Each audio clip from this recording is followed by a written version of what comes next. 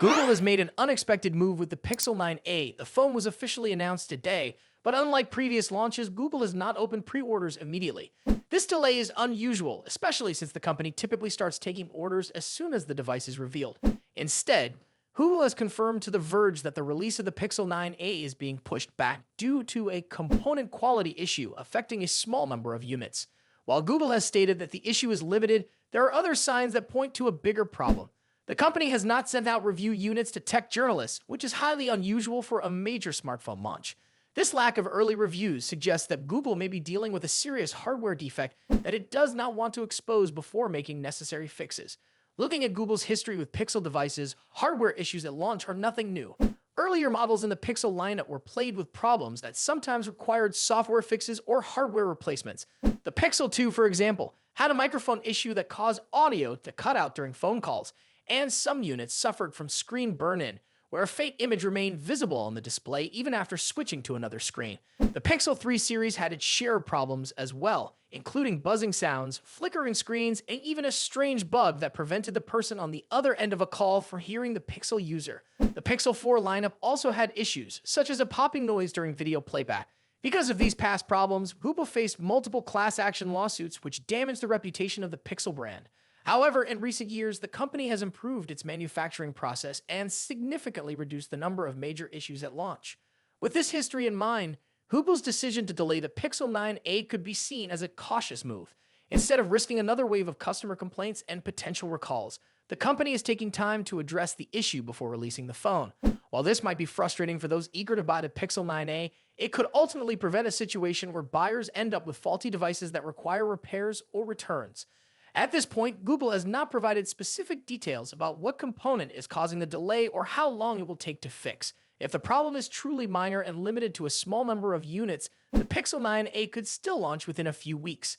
However, if it turns out to be a more widespread issue, the delay could stretch even further. For those who are looking forward to upgrading to the Pixel 9a, this delay might be disappointing. However, it's probably better to wait a little longer to get a device that works as intended rather than rush to buy a phone that could come with major flaws.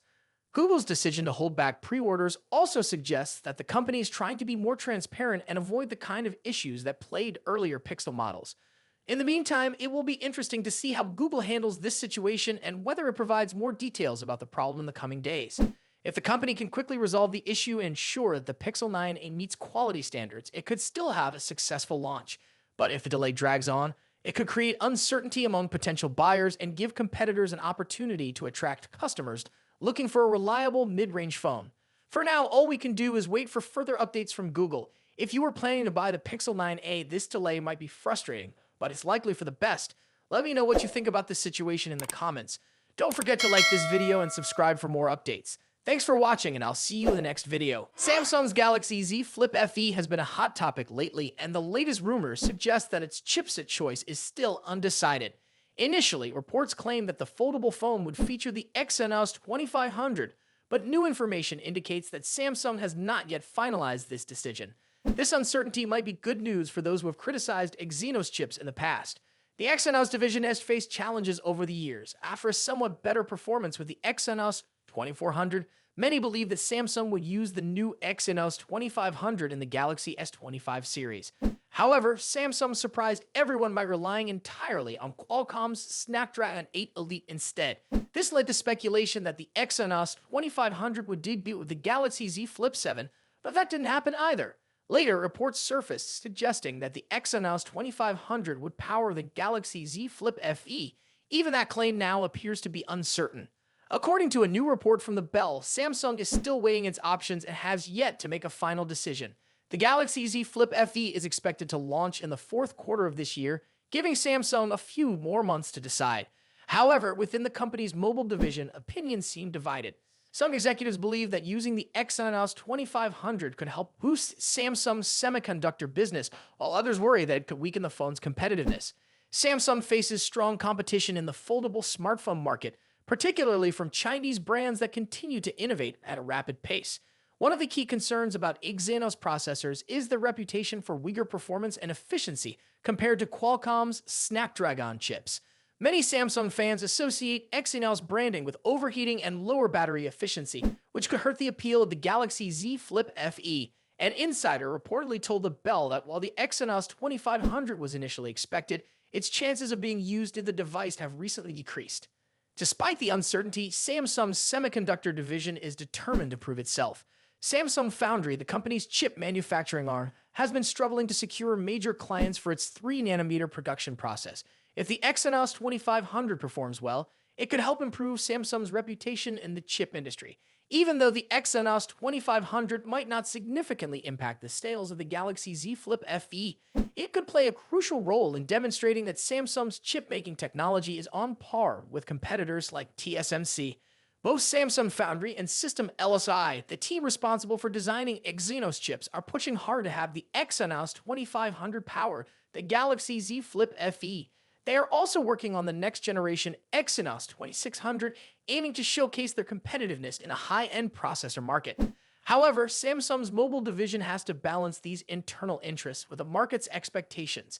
A poorly received Exynos-powered Galaxy Z Flip FE could damage Samsung's foldable phone lineup, especially at a time when foldables are becoming more mainstream. Samsung has just teased a brand new color for the Galaxy S25 Ultra, and looks like another shade of black is on the way. A recent tweet from Samsung India hints at this upcoming edition, stating, "The power will be in your hands soon. Get ready to embrace a whole new shade of style." The teaser images include luxury items in black, such as a diamond ring and an analog watch, further suggesting that Samsung is introducing a third black variant for its flagship phone.